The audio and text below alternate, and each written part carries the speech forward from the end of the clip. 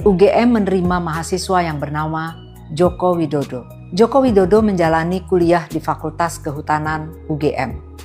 Joko Widodo menyelesaikan pendidikan sarjananya. Joko Widodo telah menerima ijazah asli sesuai ketentuan. Segala hal yang terkait ijazah tersebut, termasuk keputusan menunjukkan kepada publik atau tidak, merupakan tanggung jawab yang bersangkutan. Polemik soal keaslian ijazah Presiden ke-7 Republik Indonesia, Joko Widodo, kembali memanas dalam beberapa waktu terakhir. Perdebatan lama ini muncul lagi di ruang publik, memunculkan berbagai spekulasi, versi-versi liar, hingga klaim yang kadang sulit diverifikasi. Di tengah derasnya opini, Universitas Gadjah Mada, kampus tempat Jokowi menempuh pendidikan, akhirnya turun tangan memberikan penegasan resmi.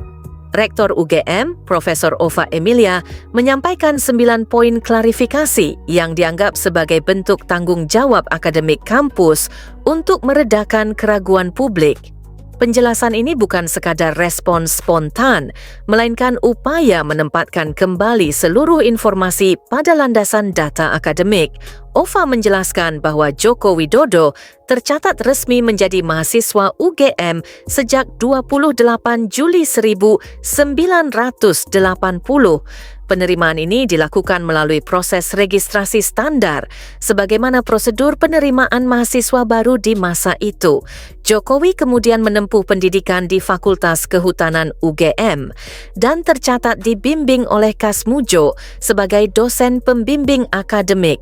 Masuk ke fase akademik berikutnya, UGM menegaskan bahwa pada tahun 1983, Jokowi telah menyelesaikan evaluasi untuk program Sarjana Muda, sebuah tahapan yang pada era tersebut memang ada sebelum mahasiswa melanjutkan ke proses penyusunan skripsi.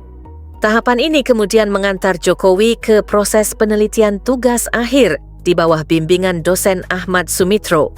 Dalam catatan resmi UGM, Jokowi dinyatakan berhasil menuntaskan program sarjana pada 23 Oktober 1985.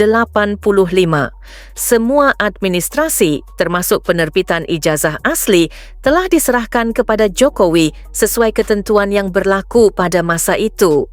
Artinya, dari awal masuk hingga lulus, seluruh alur pendidikan tercatat lengkap di arsip kampus. Salah satu hal yang sempat ramai dibicarakan publik adalah foto Jokowi yang memakai kacamata dalam ijazahnya. Ova menanggapi isu ini dengan penjelasan sederhana namun penting. Pada masa itu, aturan yang berlaku hanyalah larangan penggunaan kacamata hitam dalam foto resmi kampus. Sementara kacamata biasa, seperti yang digunakan Jokowi, tidak pernah menjadi masalah. Penegasan ini secara tidak langsung membantah narasi yang menjadikan foto berkacamata sebagai indikasi kejanggalan. Pada bagian akhirnya, Ova Emilia menyampaikan bahwa langkah UGM mengeluarkan klarifikasi ini bukanlah upaya untuk berpihak secara politik kepada siapapun. Ini murni bagian dari tanggung jawab akademik institusi, terlebih ketika data-data resmi kampus ditarik keluar dari konteks dan menimbulkan kebingungan publik.